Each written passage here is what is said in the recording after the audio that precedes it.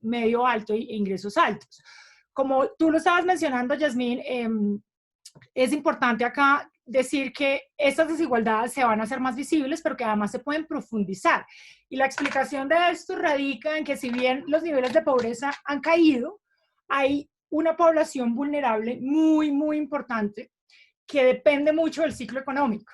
Y esa población vulnerable se concentra, digamos, por ejemplo, en aquellos que están en trabajo informal, por ejemplo, en trabajadores informales. Esta población que en principio no estaba dentro del rango, digamos, dentro de pobreza, sino que había logrado salir de la pobreza, la había logrado avanzar por fuera digamos, de este grupo en los últimos 10 años, hay un alto riesgo de que vuelva a caer en la pobreza, porque son poblaciones vulnerables que dependen mucho del ciclo económico, que están ahí como en el limbo y que, digamos, en esta coyuntura se van a ver notoriamente afectadas. Entonces, un primer mensaje es, digamos, la desigualdad ha sido persistente en Colombia. Colombia es uno de los países más desiguales del mundo. Si bien la pobreza ha caído, esa pobreza no ha caído, digamos, en la misma proporción en el caso de Norte de Santander. Y si bien la pobreza ha caído, hay un pedazo de la población que es lo que es eso lo que nosotros llamamos, lo que hemos llamado recientemente en estas discusiones, la clase media frágil, que depende mucho de los choques económicos. Y que en este caso la profundidad de este choque económico negativo va a mover a esta población de nuevo. Existe una alta probabilidad que esta población vuelva a caer dentro de los rangos, de pobreza. Ahora, ¿cómo se puede, digamos, soluciones que se pueden llegar acá?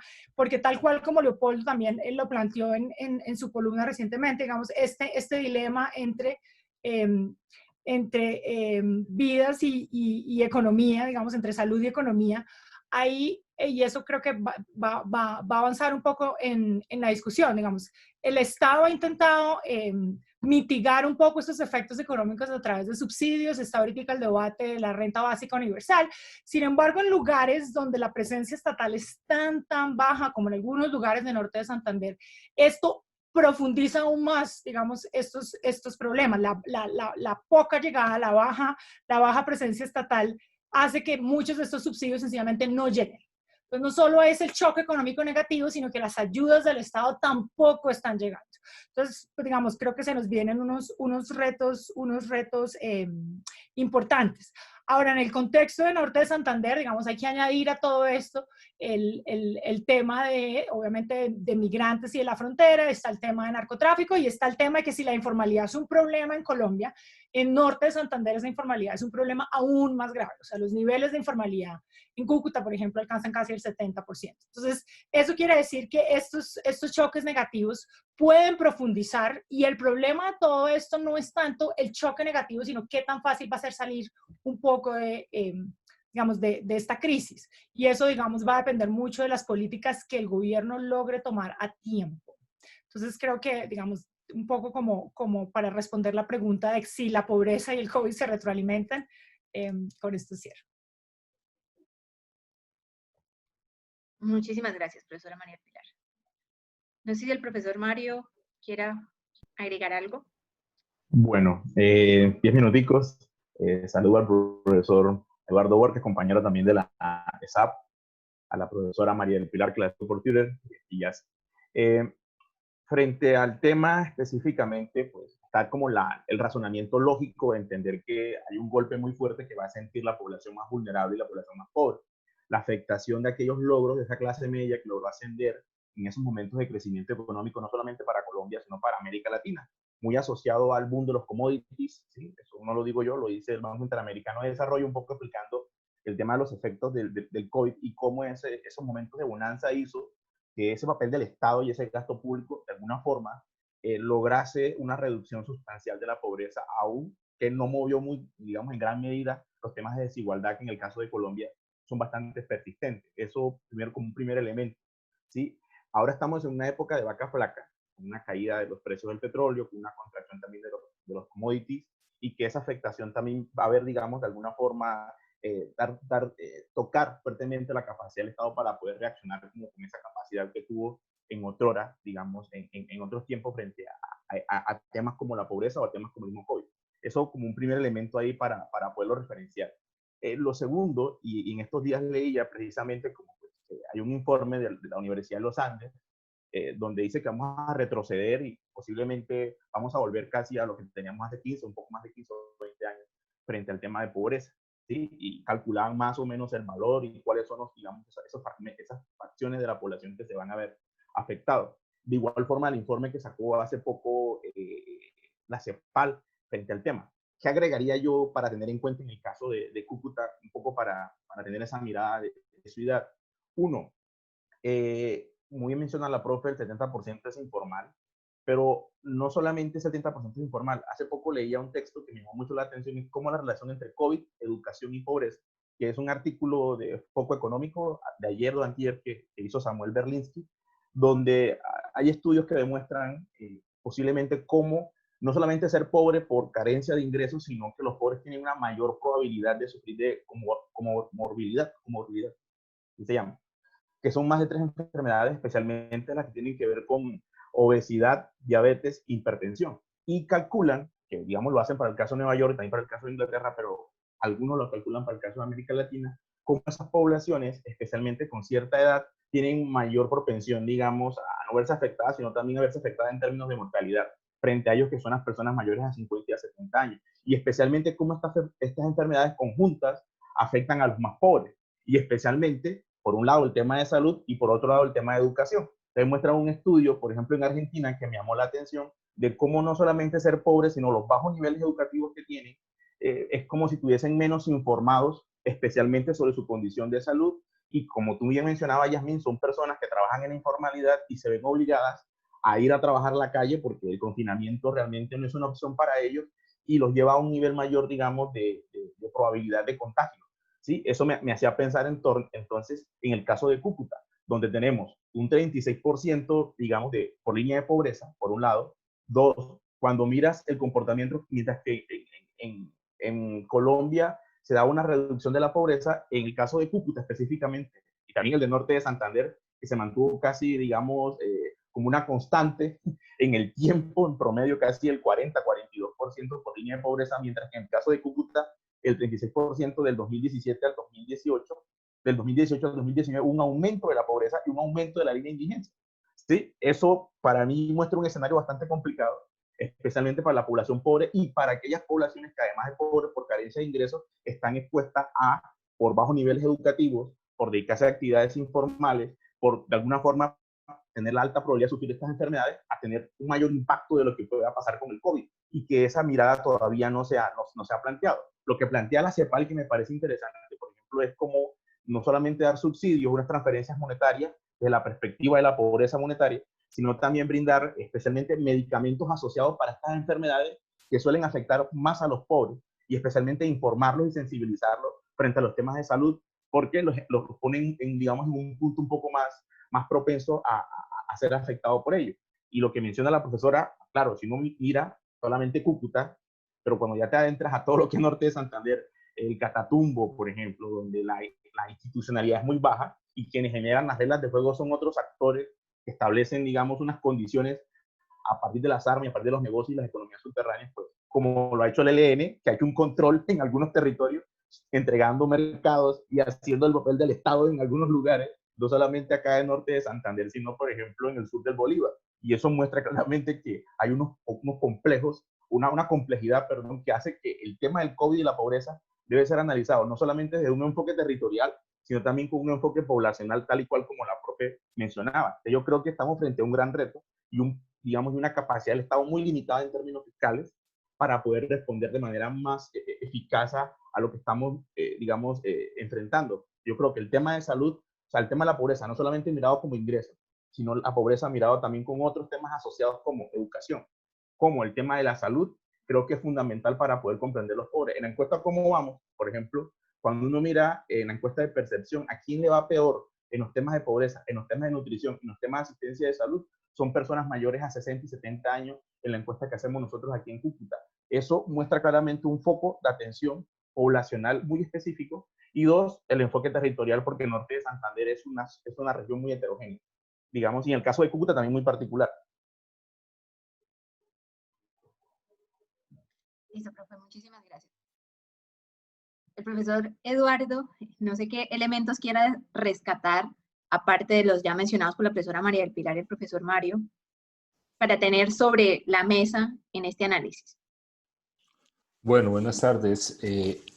Bueno, yo estoy de acuerdo en buena parte de lo que hasta el momento de lo que han hablado ambos profesores, y creo que de pronto también trato de pensar en lo siguiente, y es, yo no sé si nos llegó la hora de empezar a redefinir el concepto de pobreza respecto al modelo económico y al modelo social que tenemos en el país.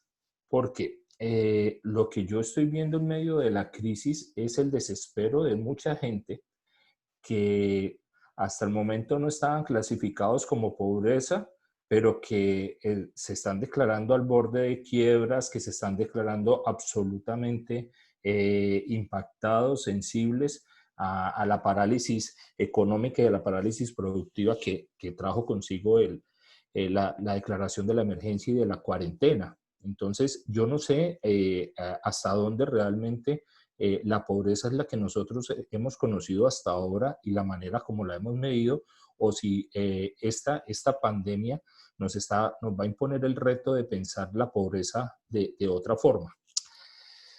Además, también estoy tratando de pensar cómo, si cuando nosotros hacemos una relación entre pobreza y COVID,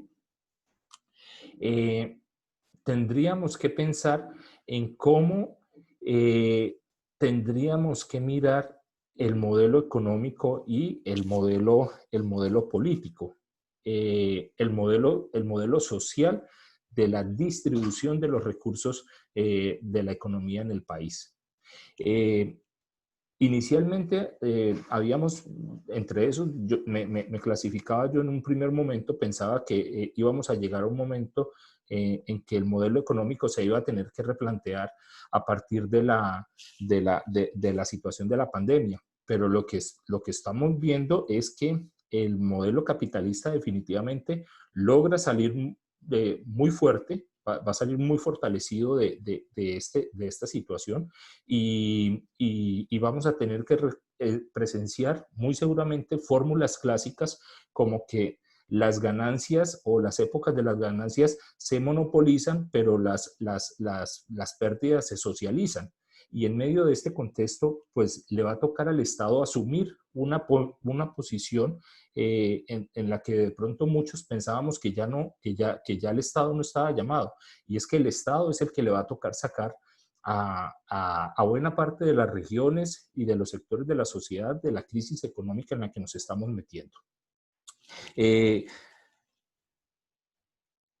Escuchaba que el jefe, el director ejecutivo de la FAO, de Naciones Unidas, estimaba que es muy probable que entre el año 2020 y el 2021, 500 millones de personas pueden caer en situación de hambre y que muy seguramente vamos a presenciar efectos más devastadores por cuestiones económicas generadas por el COVID que ni siquiera por los contagiados por el COVID-19.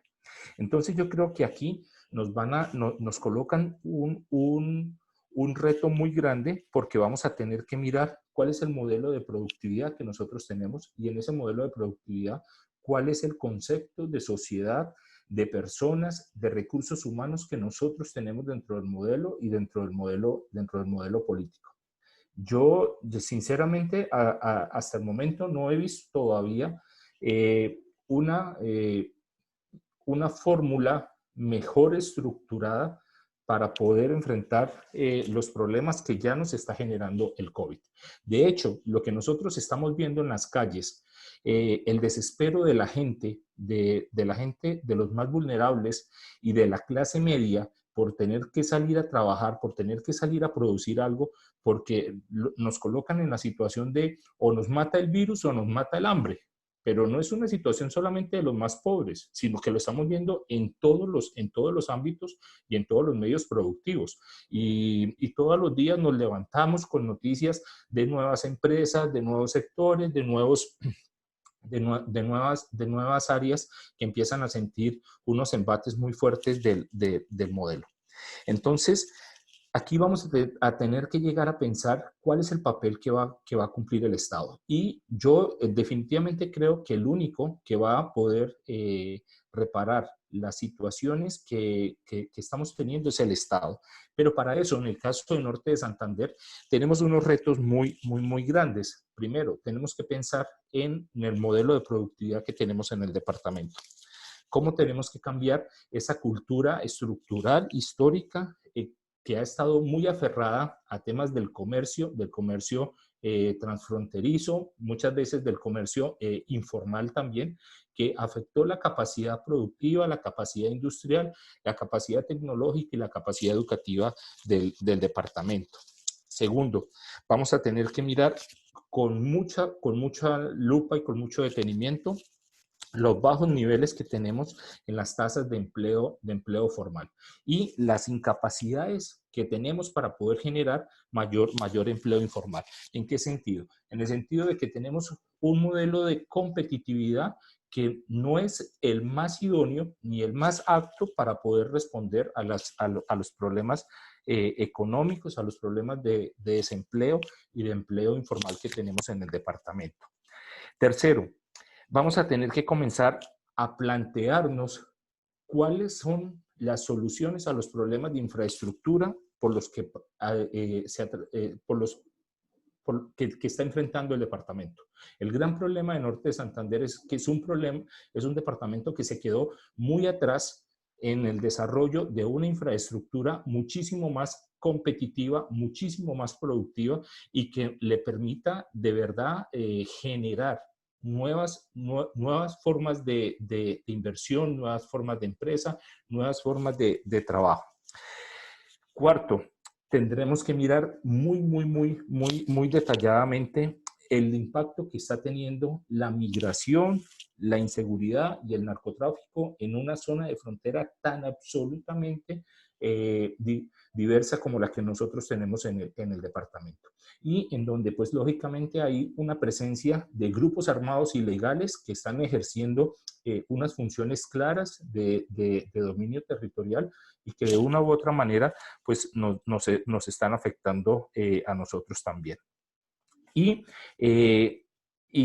trato de pensar lo siguiente: ¿cómo vamos a tener que mirar la creación de una sociedad que pueda hablar de tener un país más fuerte y una economía más fuerte?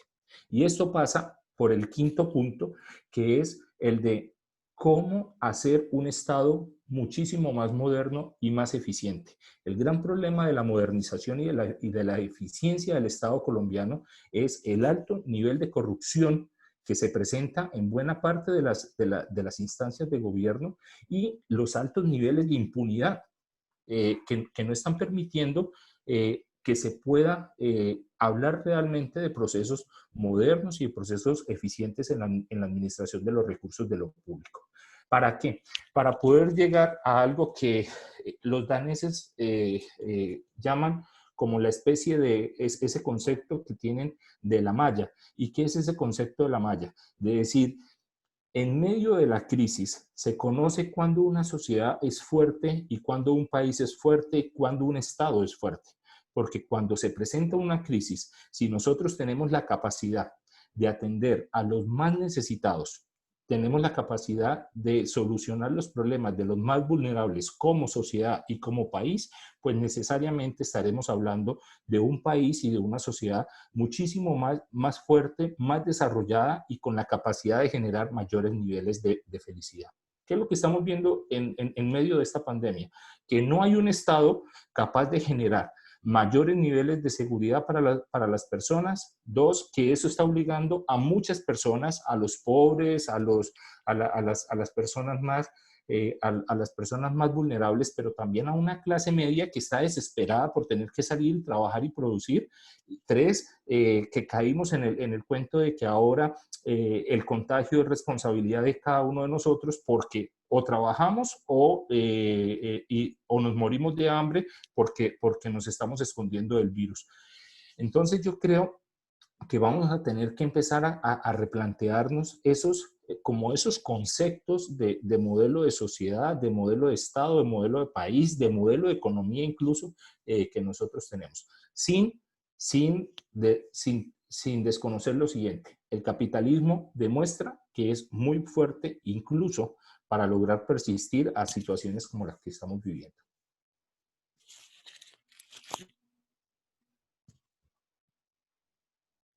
Muchísimas gracias, profes, por poner sobre la mesa estos elementos dentro del análisis. Ahora, anteriormente la profesora María del Pilar mencionaba, junto con el profe Mario, el profe Eduardo incluso también, que se han tomado muchas medidas a nivel nacional. Entre esas medidas, por ejemplo, tenemos las transferencias monetarias.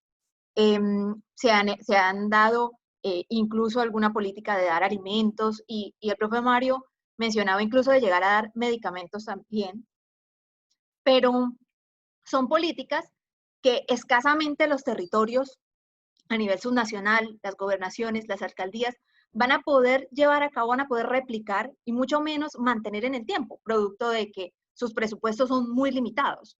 Entonces, la pregunta sería, ¿qué alternativas le quedan a los territorios? Pues teniendo en cuenta que tenemos estos presupuestos limitados, pero pues tampoco sería la idea quedarnos esperando a las soluciones planteadas desde el gobierno nacional. Entonces, un poco la pregunta gira es, ¿a qué se puede hacer desde los territorios? No necesariamente hablando particularmente de Norte de Santander, sino en términos generales. ¿Qué se puede hacer? ¿No? ¿Qué podemos empezar a hacer para tratar de mitigar todas estas problemáticas que ya ustedes mencionaban anteriormente? La pregunta va dirigida especialmente a la profesora María Pilar. Gracias, Yasmín. Mario, un placer conocerte. Espero conocerte pronto en persona. Creo que yo también te sigo en Twitter. Nada, mira, yo creo que acá es importante entender que, digamos, esta situación no se va a solucionar en un mes o en 2 meses. Y es importante que entendamos que debemos empezar a adaptarnos a digamos, a esta nueva manera de convivencia, por lo menos en el corto mediano plazo. No, claramente no es sostenible que el Estado nos mantenga a toda la población confinada durante el resto del año y que sencillamente esté dando subsidios que no le están llegando además a todo el mundo. Toca empezar a implementar políticas mucho más responsables que permitan, digamos, un poco soltar este confinamiento de una manera responsable. O sea, es como intentar adaptarse a esta realidad, pero de una manera en la que podamos, digamos, en la que se reduzca esa posibilidad de contagio. Acá hay un tema importante de cultura ciudadana que, digamos, se debe reforzar sobre ser responsable, digamos, si uno está contagiado, si uno cree que puede estar contagiado, todo este tipo de cosas. Ahora, claro, el problema es toda esta discusión que hemos dicho de que, bueno, es que hay gente que realmente necesita salir a trabajar. El Estado está ayudando con subsidios, pero creo que el Estado tiene que intervenir de alguna u otra manera, de tal manera que estas personas puedan trabajar dentro de protocolos que permitan también, digamos, ofrecer sus servicios de una manera muy, muy responsable, porque yo no creo que la solución no puede ser extender este confinamiento hasta diciembre, que nadie, digamos, que todo el mundo se quede en la casa recibiendo y las personas que están recibiendo los subsidios del Estado queden recibiendo los subsidios del Estado. Yo creo que es importante que el Estado esté ayudando y se está hablando de unos subsidios permanentes que subsistan incluso después, que se mantengan incluso después de que esta situación se acabe, pero al mismo tiempo es importante pensar en algún tipo de procedimiento y eso va a estar determinado un poco por las características de los sistemas productivos a nivel local, donde se pueda salir a trabajar y ofrecer servicios dentro de unos protocolos que reduzcan la posibilidad de contagio. Es que es lo único que es medianamente sostenible en este momento. Ya la crisis es suficientemente profunda con un mes y medio de confinamiento sin saber un poco qué es lo que va a pasar en términos de contagio en los próximos meses. Entonces, claro, digamos, en los territorios, ¿qué es lo que está pasando? El Estado Nacional está haciendo unas transferencias monetarias, los territorios están adicionalmente a eso, en algunos casos, también dando transferencias en dinero o en especie, pero digamos como que es importante tener en cuenta que la solución no va a ser, digamos, la solución no va a ser confinamiento con solo subsidio hasta el final del año, sino que se debe entrar en la discusión de mantener, digamos, ese subsidio y en intentar soltar el mercado de una manera más responsable entre unos protocolos. Porque la gente va a salir eventualmente, digamos, ya estaba guardado mucho tiempo y ya lo que se está viendo es que la gente está desesperada y esto al final puede tener un impacto mucho más profundo dentro de la economía, del cual va a ser mucho más difícil salir en un futuro. Muchas gracias. Profe Mario, la profe María del Pilar nos habla de una reactivación responsable. Es un concepto que se está aplicando mucho también en Medellín, ¿no? Pero ¿cómo reactivar responsablemente la economía de Norte de Santander? ¿O cómo reactivar responsablemente la economía de Cúcuta con esos indicadores que ustedes mencionaban hace un momento? Con una economía sustentada en más del 70% en una economía informal, en donde gran parte de esta economía informal está jalonada precisamente por actividades como las ventas ambulantes. Entonces, ¿cómo tener mecanismos de reactivación responsables? Porque creo que igual y ahí está la pregunta que todos nos hacemos, ¿no? Hay que soltar la economía, creo que todos como que estamos de acuerdo con eso, pero ¿cómo ser responsables bajo este escenario? Bueno, yo no sé, no sé, pero bueno, yo veo varias cosas. La primera, como que logro tratar de interpretar un poco lo que la profe dice al comienzo, que me llama la atención especialmente para contextos de frontera. Cuando yo siempre hablo de la informalidad con mis estudiantes y en distintos escenarios, no solamente lo hago desde la perspectiva de la definición de economía, de la visión legalista, institucionalista o estructuralista, y las que maneja el DANE, que me parecen muy interesantes, sino desde la perspectiva de cómo la informalidad se convierte en un ethos y en la forma de ser y actuar de la gente. ¿Sí? O sea, decir, hablar de informalidad en Cúcuta, a veces desde una perspectiva simplemente de lo legalista y de que toca reducirla, y uno queda como pensando, ¿no? Posiblemente con mi tesis de maestría, por ejemplo, cuando hablé de pimpineros en el externado, la gente como, ¿esa vaina qué es? ¿Sí? En nuestras lógicas en la frontera, ¿sí? Ese tipo de asuntos pueden ser un poco más entendibles. O sea, ¿cómo hacer de eso algo que hace parte de la vida y de la dinámica propia de la frontera? Ahora, ¿cómo hacer de eso que los protocolos, como dice la profe, ¿sí? Donde está una gran mayoría de la población de esta ciudad y de esta región, subsiste y vive de ello, no podríamos llegar simplemente de manera coercitiva a cortar eso porque las implicaciones serían mucho peor. Además, cuando sabemos que hay otras cosas ancladas a este tipo de actividades económicas. ¿Sí? Yo creo que, y es una mirada, es una idea que no he podido madurar, la verdad, no he tenido tiempo para leer sobre esto, pero yo creo que hay una mirada que me parece interesante y es la siguiente. La CEPAL viene desarrollando desde hace mucho tiempo la necesidad de incluir dos agendas, la agenda social y la agenda económica, ponerlas a dialogar y no como dos perspectivas distintas. Yo entiendo eso en el plano nacional cuando habla de las transferencias monetarias, pero cuando llego a Cúcuta veo que la forma de entender la dinámica social y la dinámica económica no pueden ser separadas. Ya explico por qué. Y creo que Yasmín es una de las personas que me ayuda a reforzar parte de este argumento donde hemos dialogado. Cuando uno mira los datos de la Cámara de Comercio acerca de las empresas o las firmas que conforman el tejido empresarial que está registrado en la Cámara de Comercio, encuentras que el 97,8% ¿sí? son microempresas que tienen en su gran mayoría en promedio entre 5 o menos de 5 trabajadores. Datos de la Cámara de Comercio en el último estudio que hizo. ¿Sí? La gran mayoría son empresas familiares, ¿sí? Con bajo capital económico, con bajo capital financiero, con unas lógicas que parece que no fueran de una empresa moderna en el sistema capitalista propio como lo entendemos. Estamos hablando de una gran proporción de ellos. ¿Listo? Con eso como un primer elemento, que creo que lo pongamos ahí. Ahora, cuando miramos la distribución espacial, y Yasmín hizo un estudio conmigo, específicamente el profesor Alexander Botello, sobre el calzado y confecciones, que son dos de los sectores de la industria más importantes y generadores de empleo en la ciudad. y hicimos un mapeo, una cartografía donde se encuentran ubicados la gran mayoría de este tejido empresarial, ¿sí? Y encontramos que se encuentran los lugares más populares. Cuando miramos quiénes trabajan en esos lugares, ¿sí? Sabemos quiénes son las personas que trabajan en esos lugares y en qué comunas, comuna 6, comuna 7, a una comuna 1, ¿sí? Toda la parte de calzado y zapatos, Cundinamarca, el Contento. ¿Qué quiero decir con esto? Quiero decir que si yo quiero hacer una intervención en el caso de Cúcuta, debo no tener esa mirada dividida entre lo social y lo económico que puede ser importante desde la perspectiva nacional. Transferencias monetarias para poblaciones vulnerables, digamos, préstamos o acceso a unos recursos para las pequeñas empresas y que el Estado asume el 90% de cierta probabilidad de impago por parte de esas empresas para aliviar las nóminas de las empresas. Eso es chévere desde la perspectiva nacional. Pero cuando acerco el ojo a Cúcuta me doy cuenta que si yo hablo de lo económico, hablo de lo social, porque precisamente esa población vulnerable, que también es informal, no solamente porque está en la calle rebuscándose, sino porque trabaja en unidades, en firmas que tienen menos de 5 trabajadores, ¿sí? Y que hacen parte del gran tejido empresarial de la ciudad, se encuentran ahí en esos barrios, ahí en esas comunas que además tienen proximidad con la zona de expansión y con las zonas más vulnerables de la ciudad.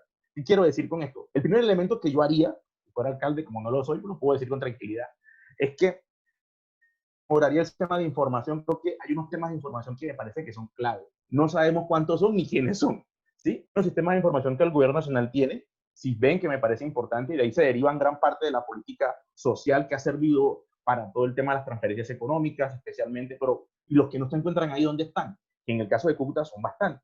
Ahora, sin mencionar que el 14%, según la última cifra del DANE, dicho por el director del DANE acá, son personas que son, digamos, venezolanas, y que ese 14% de la población venezolana, digamos que ahora hace parte total de la población de Cúcuta y su área metropolitana, el 60% están en condiciones de pobreza, datos del DANE, ¿sí? Pero que además viven no solamente de las actividades informales, sino de, y ese es un tema que no analizamos acá, de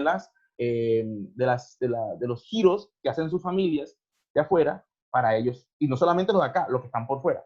¿Qué analiza la CEPAL? Habla del impacto del COVID con y sin esos giros, digamos, que se envían de los familiares de estas personas.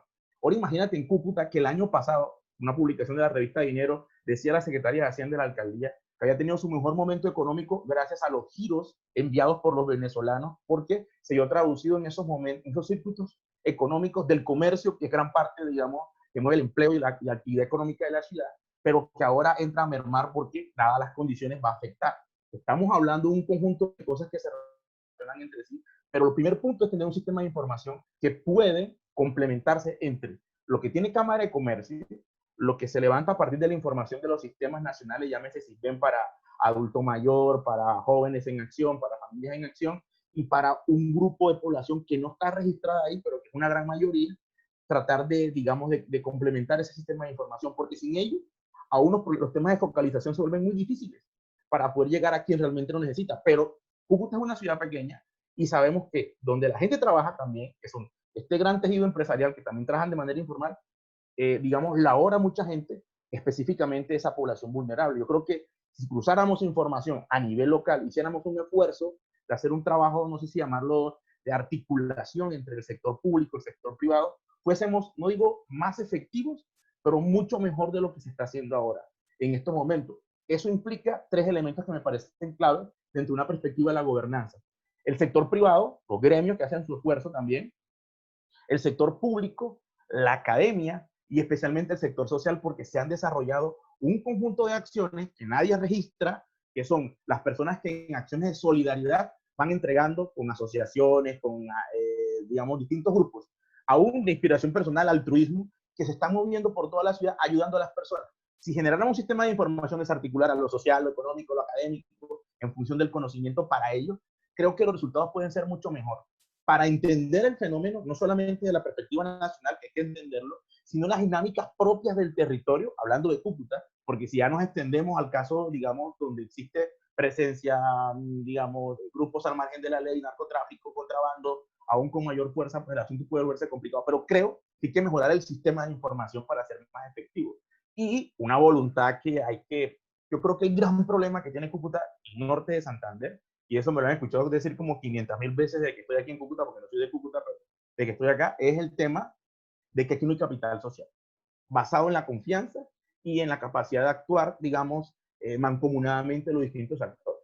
Eso hace aún más difícil que las cosas puedan darse de la mejor manera cuando la gente lo que está aprovechando también es el oportunismo político de esto para sacar tajada en cosas que no deberían hacerlo, y esa fuerza que tienen capacidad de movilizar ciertas cosas en la ciudad debería movilizarse frente a un tema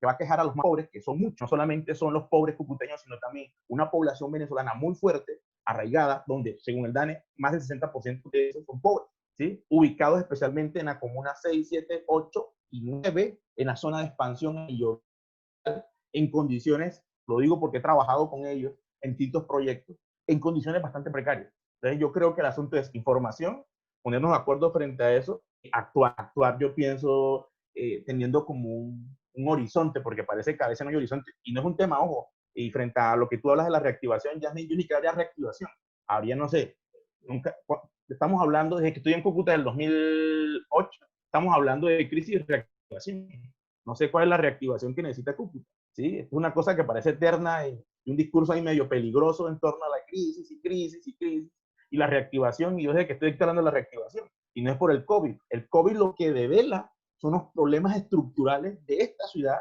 de esta región, y la incapacidad que tenemos los actores en el territorio para mover esta ciudad, esta región hacia una perspectiva del desarrollo, no sé, la de Amartya Sen, la de Matt Smith, la que ustedes quieran, algo que sepa de desarrollo distinto a lo que tenemos ahora. Yo puedo hacer una pequeña intervención. Mario, yo de hecho estaba hablando desde una economía social de mercado. Yo en ningún momento, digamos, estaba intentando separar lo económico de lo social. Creo firmemente en la economía social de mercado. Creo firmemente, digamos, en que los mercados deben funcionar, pero que el Estado debe intervenir y regular cuando no funcionan bien. Y finalmente decir que yo, aunque la gente no lo sabe, yo sí soy muy cucuteña. Pero las personas tienden a no saber eso porque no se me nota mucho en el acento, pero sí. Valga la aclaración. Bueno, muy de acuerdo también con el profe Mario en muchos de los puntos que planteaba hace un momento. Especialmente con el hecho de que hay unos, digamos, como planteamientos que están muy comunes en el análisis de nuestra economía norte santanderiana, como el que mencionaba el profe hace un momento, de la reactivación. Hace mucho estamos hablando de la reactivación, no solamente ahora en este escenario de pandemia, pero también por lo general escuchamos que Norte de Santander es una región particular. Cada vez que hay un análisis sobre cualquier aspecto económico, social, escuchamos que Norte de Santander es particular, pero cuando uno va a mirar un poco esa desagregación de las particularidades, entonces no hay mucha profundidad en ese aspecto, sino que terminamos siendo muy similares al resto de departamentos, con altas tasas de pobreza, con altas tasas de informalidad, con una industria débil. Entonces, y en últimas terminamos pareciéndonos un poco y no se encuentran tanto esas particularidades. Sin embargo, el profe Eduardo mencionaba uno de esos elementos que nos hace particulares, y es nuestra condición de frontera, que nos imprime unas variables adicionales que en algunas ocasiones agudizan todavía más estos problemas. Así como la pandemia viene a evidenciar y a poner sobre la mesa esas debilidades que ya tenemos como territorio, lo mismo ha sucedido con el fenómeno migración, que lo mencionaba hace un momento el profesor Eduardo, que puede ser un elemento o que debe ser un elemento que se ponga sobre la mesa también cuando enfrentamos estas dos problemáticas de contagios producto COVID-19 y de pobreza, porque va a ser una variable que presiona ambas problemáticas, presiona el contagio, producto de que esta condición de frontera nos hace más vulnerables además hacia los contagios producto de Venezuela, pero además presiona la pobreza porque las migraciones que se dan en Norte de Santander, o que se quedan, perdón, en Norte de Santander, son precisamente de esta población desprovista de educación que viene a presionar el mercado informal y el mercado laboral informal propiamente. Entonces, va a ser una variable que viene a agudizar estos dos problemas que estamos analizando en el momento. Entonces, mi pregunta un poco, profe Eduardo, va en torno hacia ese escenario, y es, ¿qué acciones adicionales a las que ya veníamos tomando, producto de la migración, deberíamos tener en cuenta en estos momentos? Pues si es un elemento, como usted mencionaba hace un momento, si es un elemento que debemos tener en cuenta porque va a hacer mucho más evidente la problemática de pobreza, pero también la problemática de contagio vía COVID, ¿qué debemos hacer? ¿Qué alternativas nos debemos plantear para poder mitigar un poco el efecto que puede generar esta variable migración?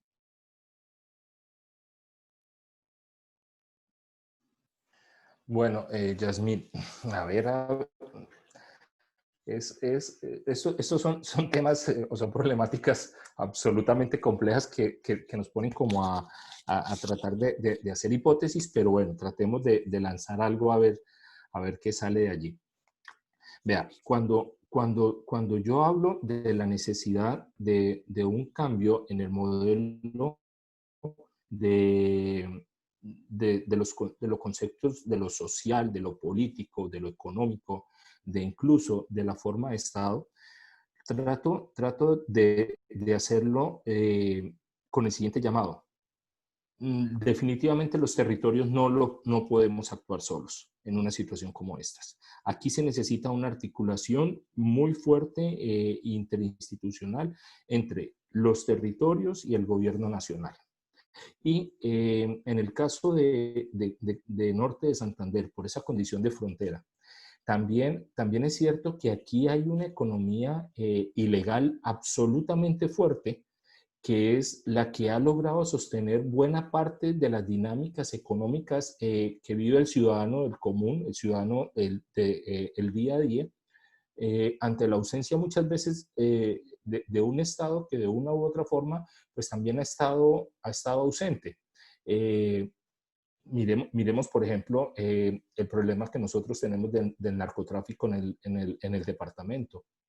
El hecho de poder utilizar la frontera como salidas de la droga que se produce en buena parte del Catatumbo. Es que es incluso, a mí me llama mucho la atención cuando sale el gobernador y salen los alcaldes de los municipios del Catatumbo a decir que por favor, que ahorita no hagamos erradicación manual de cultivos ni erradicación aérea en medio de la pandemia, porque la situación se nos puede terminar agravando más. En últimas, para mí, eso es un reconocimiento de que de una u otra forma las economías ilegales han logrado servir como colchón económico para muchas partes de la población en el departamento. Yo, por ejemplo, estoy de acuerdo con lo que usted acaba de decir. Cuando uno habla de las diferencias y las particularidades, nos terminamos encontrando que somos más parecidos de lo que nos creemos. Es que, miren, por ejemplo, el problema con el Amazonas, el problema con Nariño, con Putumayo, pero también miremos pues el caso del sur de Bogotá o de algunas zonas de Bogotá dentro de la misma capital o dentro del mismo Medellín, que tienen unos problemas absolutamente fuertes y complejos a la hora de atender a la población en términos de política social. Entonces yo creo que si nosotros tuviéramos que hablar de una particularidad, la particularidad nuestra es que probablemente somos una de las regiones del país que más impacto está teniendo el problema de las migraciones que nos están llegando desde Venezuela. Yo tengo un estudiante de Migración Colombia y le preguntaba precisamente ayer, yo le decía, vea, la gente que se está viniendo de Cali, los que están mandando de Bogotá, los que están mandando de Medellín, los que vienen del Ecuador, desde Nariño, todos estos buses que llegan diariamente para pasar a Venezuela, les están haciendo el registro de los que se van y que no pueden volver. Y me dice, no, pues finalmente entonces, ¿qué es lo que estamos haciendo? Estamos haciendo una especie de modelo también de migración de estilo turismo. Los sacamos, les pagamos, los llevamos hasta la frontera de Venezuela y los entregamos, pero el día que pase la crisis, regresen e impacten el problema de lo que sería un proceso de reactivación económica. Entonces, los territorios solos no lo vamos a poder hacer. El gobierno nacional solo no se va a poder hacer y vamos a tener que crear un plan de reactivación, de desarrollo para las zonas más afectadas por por la pandemia, pero también acompañados de los territorios que de una u otra forma tenemos unos problemas muy fuertes de narcotráfico, de economías ilegales, de grupos armados ilegales, porque lo que estamos viendo son intentos fallidos de modernización del Estado. Es que es muy fácil, por ejemplo, decir, no, sí, pues no podemos quedarnos todo el tiempo en la casa, y es verdad, no nos podemos quedar todo el tiempo en la casa. Y el Estado tampoco puede entregarle ayudas monetarias a todos, pero ¿de qué ayudas y de qué cantidad de ayudas estamos hablando? De ayudas que no alcanzan realmente para que la gente pueda subsistir. Entonces, por un lado, ni el Estado es capaz, y por el otro, la gente tampoco tiene la capacidad de resistir 2 o 3 o 4 o 5 meses encerrados en sus casas. Entonces, yo creo que se va a necesitar un modelo de reactivación y desarrollo donde se haga un manejo muy claro, muy eficiente de los recursos, porque es que es muy complicado escuchar, por ejemplo, como lo decía ahora la profesora María del Pilar, que se crean los subsidios, se crean ayudas y que muchas veces no están llegando a los territorios. ¿Por qué no están llegando? ¿En dónde se nos está quedando esas ayudas que debían llegar y que no llegaron y que no impactaron favorablemente o positivamente los territorios? Entonces, acá se va a necesitar un plan de trabajo muy fuerte de reactivación, de desarrollo interinstitucional entre los territorios y el gobierno nacional, que si eso se llegara a ser así, yo no sé hasta qué punto vamos a tener que tocar y cambiar algunos puntos del modelo económico como nosotros lo tenemos planteado, porque pues en últimas también estamos viendo, por ejemplo, a unas economías grandes, estilo Estados Unidos, países europeos, que están hablando de la necesidad de hacer una especie de cierres temporales de economías, porque se dan cuenta que la única forma de reactivar esto es que se empiece a crear empleo a partir de la creación y de la formalización de nuevas empresas, fortalecimiento de las industrias nacionales. Pero, ¿y el consumo? ¿Quién consume? ¿Quién demanda? Yasmín, ¿puedo hacer un pequeño comentario? Como a tu pregunta un poco sobre las particularidades, digamos, esto se sale un poquito como de exactamente como el contexto del COVID, pero yo sí creo que hay una particularidad en Norte de Santander, digamos, en el muy, muy largo plazo, y es que, digamos, esta zona de frontera ha sido una de las zonas, por no decir en algún momento la zona de frontera más importante del país, digamos, donde el flujo comercial era extremadamente importante, donde teníamos la conexión con el principal socio comercial del país. Entonces, la pregunta es, siendo tan importante y siendo históricamente tan importante, ¿cómo terminamos siendo igual de pobres que el resto de la periferia, que nunca ha sido tan importante? Y eso es lo que de pronto es una pregunta mucho más de fondo, digamos. Ahora, una potencial respuesta, que solo sería como una patica de todo este problema tan complejo, es que probablemente las autoridades acá, quién sabe, digamos, no tengo claro exactamente por qué, puede que hayan implementado políticas de una visión muy, muy, muy de corto plazo. Un poco siguiendo lo que estoy diciendo es, digamos, en Norte de Santander, históricamente ha existido un buen mercado local, digamos, que obviamente se ha alimentado con el mercado de Venezuela, pero me refiero incluso antes, cuando, digamos, el tema de Venezuela, digamos, el comercio con Venezuela era muchísimo más activo y fluido. Sin embargo, por ejemplo, en niveles de educación, la inversión en educación ha sido históricamente muy, muy, muy, muy baja en Norte de Santander. Entonces, ¿cómo explica esa visión tan de corto plazo, donde hay un flujo como constante, donde existió este flujo comercial tan alto, pero donde sencillamente estos recursos que llegaron a la región no se reinvirtieron en proyectos de largo plazo, como por ejemplo en proyectos educativos, y eso me llama la atención, digamos, eso me parece que es muy particular de Norte de Santander con respecto al resto de la periferia del país, que hace imposible compararse, digamos, comparar Norte de Santander con Amazonas o con Nariño o con La Guajira, digamos, con otro tipo de periferias. Probablemente por este flujo que se iba y venía, gente que venía acá, trabajaba acá, pero vivía en otro lugar y en fin, este tipo de dinámicas también pudo haber contribuido a que sencillamente no se reinvirtiera nada en la región, porque precisamente la plata salía rápidamente acá. Entonces creo que esa es una de las particularidades históricas de Norte de Santander, que probablemente no somos tan conscientes de eso, pero sí es una pregunta interesante. Bueno, éramos tan importantes antes, ¿por qué en este momento tenemos, digamos, en temas de desarrollo, estamos igual de mal a los que siempre han estado mal, digamos? Entonces, pues, solo quería hacer esa. Sí, de hecho, somos el cuarto departamento más pobre, curiosamente. No sé si el profe Mario o el profe Eduardo quieran hacer algún comentario ya para finalizar. Pues más que comentario, a mí siempre me ha llamado la atención y era lo que caía también, ya no, pues no suena feo, ¿no? Decir eso de la particularidad, y de un momento a otro me ha entrado como una especie de escepticismo, y no lo digo por los académicos, lo digo más bien por cierta dirigencia y ciertos líderes en la región que apelan al discurso de lo diferente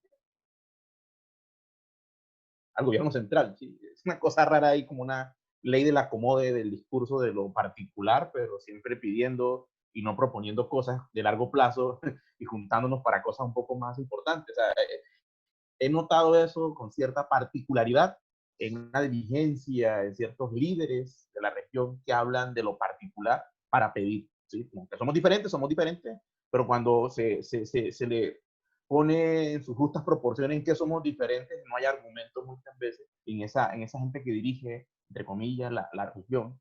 Y eso me parece a mí, porque pienso muchas veces que esa lógica, y esto es pura especulación mía, nos lleva a eso que Sandra Borda habla de por qué somos tan parroquiales, a pensar que somos parroquiales, ¿no? Y nos llenamos de orgullo en las cosas particulares muy malucas, ¿no?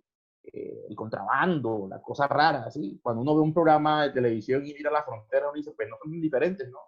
Las economías subterráneas, esas lógicas raras que pasan en la frontera, parece que ocurrirá también en otras fronteras de América Latina. Entonces, yo creo que ese elemento de lo diferente, a mí esa pregunta no me gusta, desde que la vi, que me la enviaste, no me gustó, dije, porque lo he escuchado mucho en alguna visión acá de quienes dirigen los destinos de esta ciudad y de esta región, apelar a eso para decir otras cosas, digamos, frente a lo distinto. Lo que sí creo es que Norte de Santander debe buscar, y aquí la profe María del Pilar es experta en eso, en la parte histórica también, y creo que las coordenadas de los cambios se encuentran en historia, en el presente y en el futuro, pero en historia, y creo que podemos encontrar coordenadas de eso de lo que somos capaces de hacer y construir colectivamente. Pienso yo que ahí se encuentran algunas cosas, que podría decir más vainas, pero no hay tiempo, entonces, pero yo creo que ahí se encuentran y tiene que ver, y pasa por lo cultural, y pasa por la identidad cultural, pero esa desborda esta discusión, pero creo que por ahí va la cosa. Pienso en humilde, como dice la gente, Yo no también quiere creo que hay un asumir elemento responsabilidad. cultural, creo también que hay un elemento cultural importante, pero igual yo, para cerrar, qué pena, la réplica mínima acá, no se trata solo de pedir, sino una región que históricamente fue tan importante, digamos, sí debía tener cierta contraprestación por parte del gobierno nacional que nunca ha tenido. El tema, por ejemplo, de inversión en infraestructura es sencillamente vergonzoso por parte del gobierno nacional para una región que puede ser potencialmente, o que pudo haber sido, digamos, cuando Venezuela, el comercio con Venezuela estaba tan activo, una región que puede haber sido potencialmente tan importante. Entonces, digamos, es como esta dinámica de, claramente no es porque sí, pero como que sí ha existido un abandono que no es reciente, un abandono histórico por parte del gobierno central hacia esta región. Sí, yo ahí también estoy de acuerdo con ambos. Y creo que tenemos un problema cultural muy fuerte que logró impactar incluso las dirigencias políticas que ha tenido el departamento en los últimos 60 años. De hecho, Norte de Santander, yo sí creo que así como en algún momento sirvió de puente comercial, incluso sirvió de entrada para muchos procesos de acercamiento con el mundo, cuando todavía no estábamos en un modelo de apertura. para que Colombia pudiera tener una mayor conexión hacia el exterior. Yo sí creo que en medio de las situaciones que nosotros hemos vivido, estamos en mora de poder tener un plan de reactivación, de desarrollo especial para Norte de Santander, entendiendo que las lógicas del comercio sobre las que Norte de Santander había basado buena parte de su historia económica desaparecieron, se acabaron, y que le llegó la hora al departamento de tener que pensar en unas nuevas formas de organización económica, de organización productiva, y que esto no lo podemos hacer solos, que necesitamos trabajar de manera articulada con el gobierno nacional, pero teniendo también clara la necesidad del compromiso que debe tener la dirigencia local, la dirigencia regional, bajarle a los niveles de corrupción tan bravos que nosotros tenemos en esta región. Porque si los recursos son escasos y buena parte de ellos se pierden en el mal manejo administrativo de esos recursos, pues hombre, estamos entregados a un destino incierto que nos puede lanzar frente a unos canales sin fondo. Bueno, profe. A los tres, muchísimas gracias por acompañarnos y a todos los asistentes en la tarde de hoy. Muchas gracias por permitirnos compartir esta hora y muchas gracias de parte del programa de Economía de la Universidad de Pamplona y de parte del Observatorio Socioeconómico Regional de la Frontera por compartirnos estos elementos que ustedes ponen sobre la mesa el día de hoy. Porque en espacios como estos no buscamos verdades absolutas, sino herramientas para profundizar en estas problemáticas que, como mencionábamos hace un momento, no son nuevas, pero que sí se han hecho mucho más evidentes en esta época de pandemia. Entonces, nuevamente, muchísimas gracias por aceptar la invitación del día de hoy. Yasmín, Mario, Jesús, gracias, muchísimas gracias. Muchísimas gracias por la invitación. Un placer conocerlos, hablar con ustedes, contribuir a esto. Digamos, yo estoy lejos de Norte de Santander porque vivo en Bogotá hace mucho tiempo, pero estoy muy al tanto de lo que está ocurriendo allá y me encantaría poder, digamos, conversar más, sobre todo como con estudiantes de allá que estén interesados en los temas que yo trabajo. Entonces, por favor, siéntanse con toda la libertad. Si está alguno conectado, que pueda llegar a estar interesado en proyectos de investigación de la región relacionados con el área de investigación, o sea, digamos, las diferentes áreas de investigación en las que trabajo yo, por favor, que se sientan con toda la tranquilidad de escribirme y contactarme. Muchísimas gracias a todos. Gracias, profe. Muy buena tarde. Gracias, Yasmín. Gracias, profe Mario. Chao, profe. Chao, María Pilar. Chao, Yasmín. A todos los que nos acompañaron. Chao, que estén bien. Bueno.